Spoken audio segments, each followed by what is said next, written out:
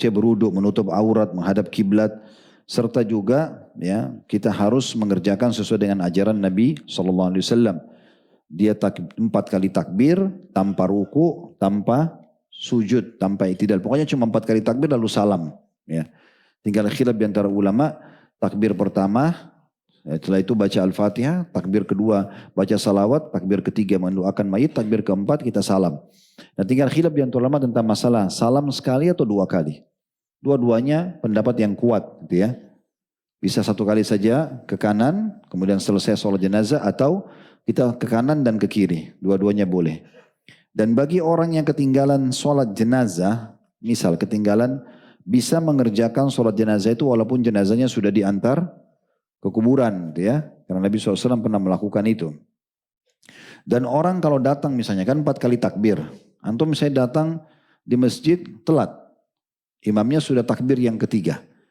Saya takbirnya 4 kali. Bagaimana cara sholatnya? Bisa 2 cara. Yang pertama, seperti kalau salat umumnya, antum kalau terlambat sholat duhur, masuk rakaat ketiga, kita anggap rakaat ketiganya imam itu rakaat pertama kita kan. Nanti setelah salam, kita lanjut rakaat ketiga dan keempat kita. Nah mirip seperti itu. Atau antum bisa khusus sholat jenazah saja nih ya. Begitu antum takbir sama imam rakaat takbir ketiga, takbir keempat antum takbir, langsung salam, antum salam juga sama imam. Itu boleh khusus sholat mayit. Kemudian juga dianjurkan untuk mengikuti dan menguburkannya, terutama bagi kaum laki-laki. Ya, karena Nabi SAW mengatakan hak muslim atau muslim yang lain ada 6 diantaranya mengiringi jenazahnya. Dan Nabi SAW menjanjikan bagi orang yang mensolati jenazah dan juga mengiringinya ke kuburan mendapatkan 2 kirot atau 2 gunung pahala. Kata Nabi SAW, siapa yang solati jenazah dapat 1 kirot. Siapa yang mengantar solat dan mengantarnya ke kuburan maka dapat 1 kirot lagi. Kata para sahabat, ya Rasulullah, apa itu 1 kirot? Apa itu kirot? Kata Nabi SAW, seperti gunung Uhud. Seperti gunung Uhud. Tentu di sini juga ada penjelasan panjang lebar tentang masalah doa yang dibaca untuk mayit. Kemudian saya lihat ini cukup panjang, nanti teman-teman bisa mempelajari lebih dalam lagi tentang doa apa yang kita baca di takbir yang ketiga. Ya, kalau antum belum hafal, bisa cukup dengan Allahumma gfir lahum warhamhum. Ya Allah ampuni dia, rahmati dia. Sampai imamnya takbir yang keempat. Kemudian diantara hikmah beliau mengatakan mengantar jenazah adalah karena kata Nabi SAW, udul marida wamshu ma'al janazati tudzakirukumul akhirah. Selalulah jenguk orang sakit dan rutinlah mengantar jenazah. Niscaya hal itu akan mengingatkan kamu tentang kematian atau akhirat. Sebagaimana hadis riwayat Imam Muslim dan juga Imam Ahmad. Dan juga Nabi SAW kalau mengantar jenazah, beliau jalan di depannya jenazah. Kan biasa kita banyak di belakang ya. Nah kalau Nabi SAW itu jalan di depannya jenazah. Walaupun bisa di depan, bisa ikut memikul, bisa di belakang. Tapi Nabi SAW dikatakan dalam sebuah riwayat ini diriwayatkan Abu Daud dan juga An-Nasai. Disebutkan bahwasanya karena Nabi SAW wa Abu Bakar wa Umar yamshuna amamal janazah. Nabi SAW, Abu Bakar dan Umar kalau jalan, mereka jalan di depannya jenazah. Gitu ya.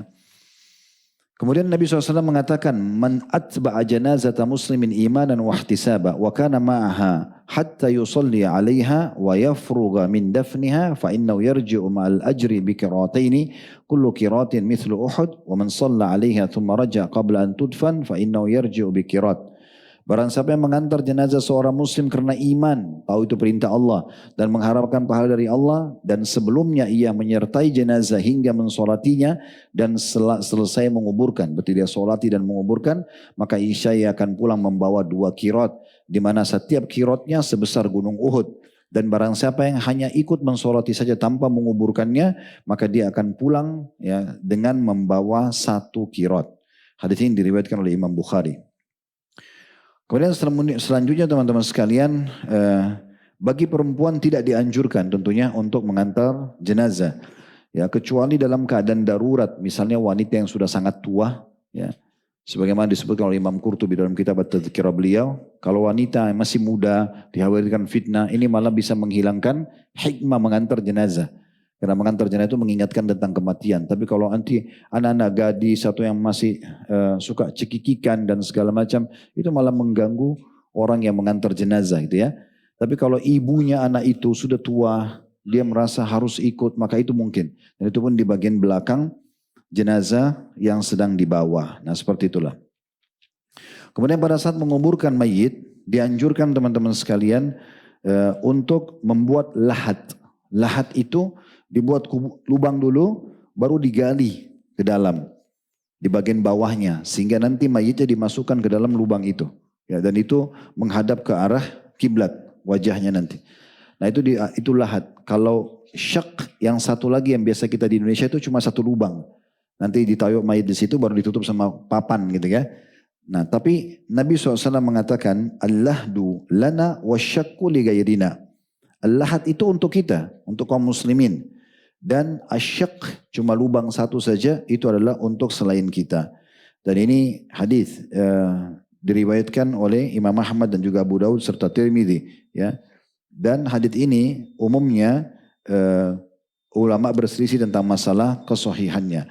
Namun hal-hal seperti ini yang perlu digarisbawahi bahwasanya al-lahat sendiri dan asyak disepakati ulama dua-duanya dibolehkan. Dan mayit dianjurkan dimasukkan melalui kuburan, di kuburan melalui bagian kakinya, kemudian ditaruh dan dihadapkan kiblat. Dan bagi yang hadir, itu Nabi SAW pernah lakukan mengambil tanah dengan dibulat seperti bola dan bantu untuk diturunkan di kuburan. Ada yang diletakkan di bagian kepala mayit. Kalau lahat ditutup lahatnya, dengan itu baru ditutup kuburannya. Juga yang menaruh mayit bisa mengatakan Bismillahi wa ala millati Rasulillah dengan menyebut nama Allah dan menetapi ajaran Rasulullah sallallahu alaihi wasallam. Kalau kuburan wanita, jenazah wanita, maka dianjurkan pada saat diturunkan di atas kuburan ditutup dengan kain.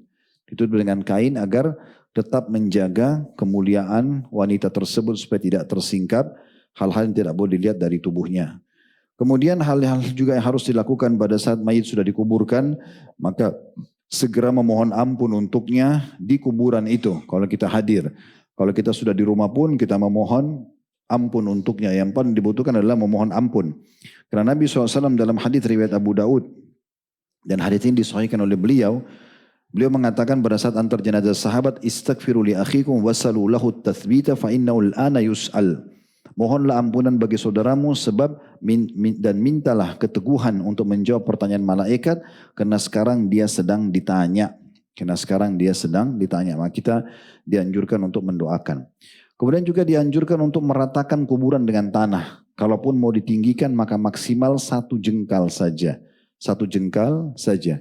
Dan Nabi SAW pernah memberikan tanda di bagian kepala kuburannya Utsman bin Abi Mad'un radhiyallahu anhu, ya.